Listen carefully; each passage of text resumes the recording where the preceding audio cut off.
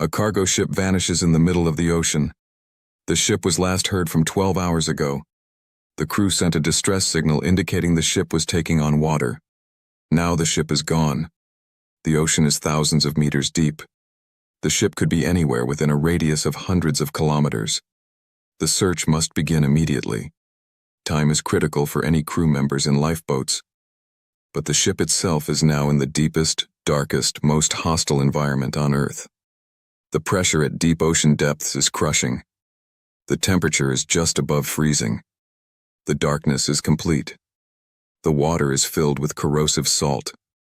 Yet in the days and weeks after a ship sinks, teams will search for the wreck, locate it, and attempt to understand what happened. Understanding the process of searching for and locating sunken ships reveals principles of ocean physics, navigation technology, salvage operations, and the remarkable capabilities of deep-sea exploration. Today we're exploring what happens when a ship sinks and how search and recovery operations work. The immediate response to a missing ship is activation of search and rescue operations. The ship sends a distress signal with its position. Maritime authorities in multiple countries receive the signal. A search coordination center activates. The search area is determined based on the ship's last known position, the time since the signal was received, and ocean current estimates. The search area might be massive, hundreds of square kilometers. Aircraft and ships are dispatched to search the surface. The search looks for lifeboats, life rafts, debris, oil slicks, or any sign of the ship or survivors. Surface searches must be conducted quickly because time is critical for survivors. A person in the water can survive only hours in cold water. Hypothermia sets in quickly. Rescue ships and aircraft search at maximum speed. Radar and visual observation are used to scan for objects on the surface. If the search is successful, survivors are located and rescued. The ship itself, however, is sinking below the surface. The wreck will settle on the ocean floor, possibly thousands of meters below. The ocean depths are hostile to human exploration. At shallow depths, divers can descend using air tanks. But below about 40 meters, nitrogen narcosis affects the diver's mental function. Below about 130 meters, the water pressure becomes so great that conventional diving is impossible. Below about 300 meters, the water pressure becomes so enormous that human diving is essentially impossible.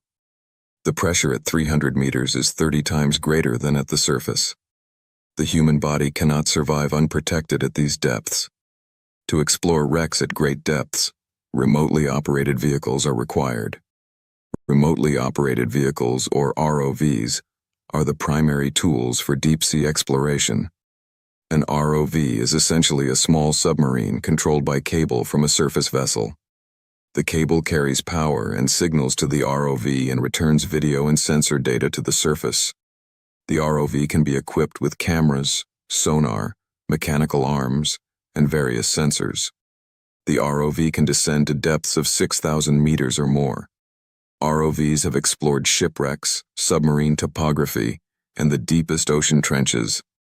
The ROV's cameras allow operators on the surface to see what the ROV is seeing, making it possible to navigate and explore remotely. Locating a wreck in the deep ocean is a remarkable challenge. The ship might be anywhere in a search area hundreds of kilometers across. The wreck is small compared to the surrounding ocean. Traditional sonar can detect large objects on the ocean floor, but the search area is so vast that complete sonar coverage is time-consuming and expensive. More efficient techniques are used. Drift modeling uses ocean current data and the position where the ship was last heard from to estimate where the wreck might have drifted. Historical records and eyewitness accounts provide clues. The search focuses on the likely area where the wreck has settled. The wreck's descent is governed by physics. As the ship sinks, it experiences drag from the water. The rate of descent slows as the ship goes deeper and the water becomes denser.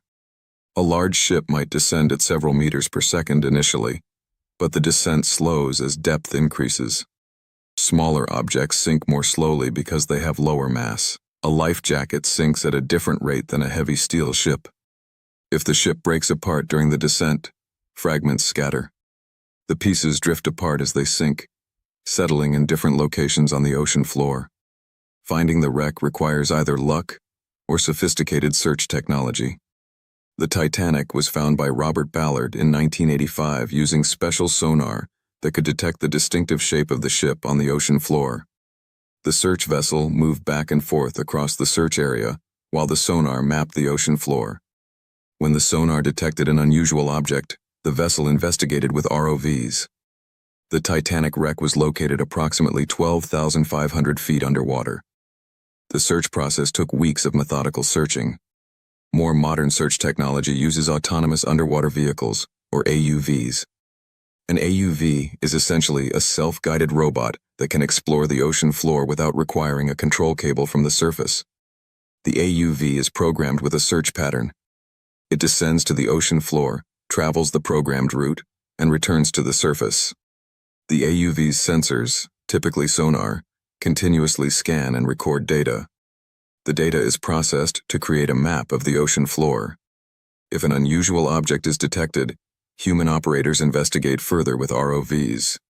The challenge of locating missing aircraft and ships in the modern era is illustrated by the Malaysia Airlines Flight 370 incident. The aircraft disappeared over the Indian Ocean in 2014. The search covered an area of over 120,000 square kilometers. Specialized underwater search equipment was used. The search took years and cost hundreds of millions of dollars.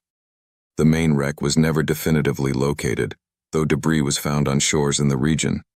The incident demonstrated that even with modern technology, locating objects in the vast ocean is extraordinarily difficult. Once a wreck is located, the investigation begins. Cameras are used to photograph and document the wreck. The damage patterns are analyzed to understand what happened. If the wreck sank due to structural failure, the failure location shows where the problem originated. If the ship sank due to collision, the collision damage is evident. If the ship sank due to human error, the evidence might be less obvious, but investigation can reveal it. The investigation can take weeks or months. Salvage operations might be attempted if the wreck is valuable, or if the wreck presents environmental hazards. A wreck containing oil or hazardous cargo requires remediation to prevent environmental contamination. A wreck in a shipping channel requires removal. The salvage process depends on the wreck's depth and condition. At shallow depths, divers or submersibles can be used. At greater depths, ROVs with mechanical arms attempt the salvage work. Deepwater salvage is extraordinarily expensive and complex. The environmental impact of a sunken ship depends on the cargo and fuel. A ship carrying toxic cargo or containing fuel oil presents environmental hazards. When the Exxon Valdez tanker ran aground, the oil spill was devastating. When cargo ships sink, the containers might eventually break down and spill their contents. Some cargo sinks to the bottom and remains there. Other cargo floats and drifts with ocean currents. The environmental impact assessment must determine whether salvage is required to protect the environment. Deep-sea exploration technology continues to advance. Newer ROVs can operate at greater depths and with higher reliability. AUVs are becoming more sophisticated.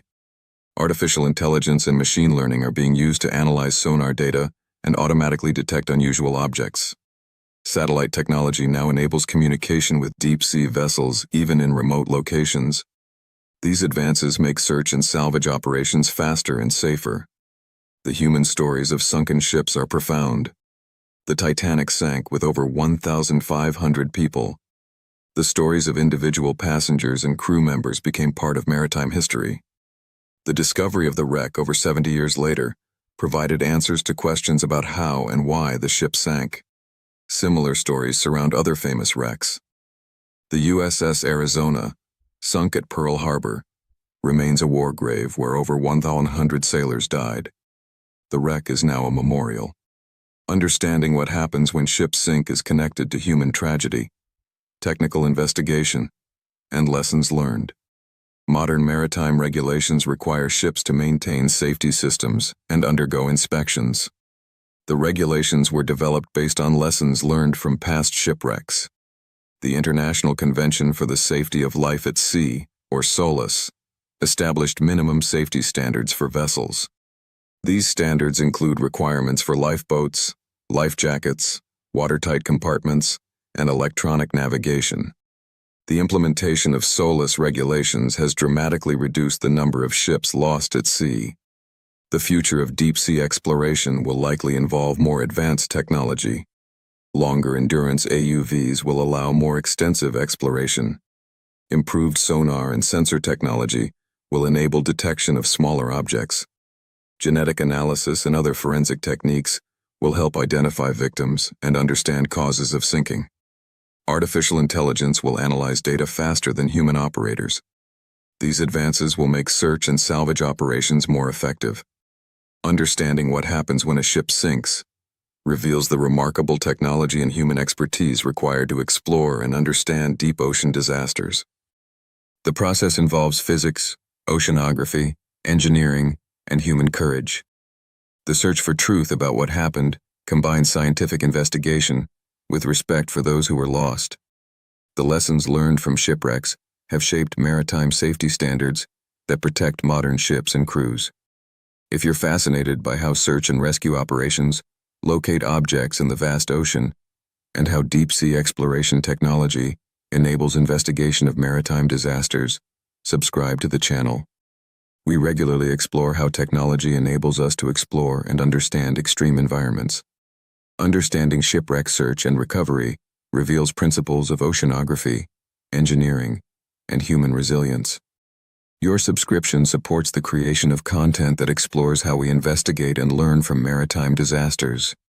Thank you for watching and for your interest in understanding the remarkable process of locating and investigating sunken ships.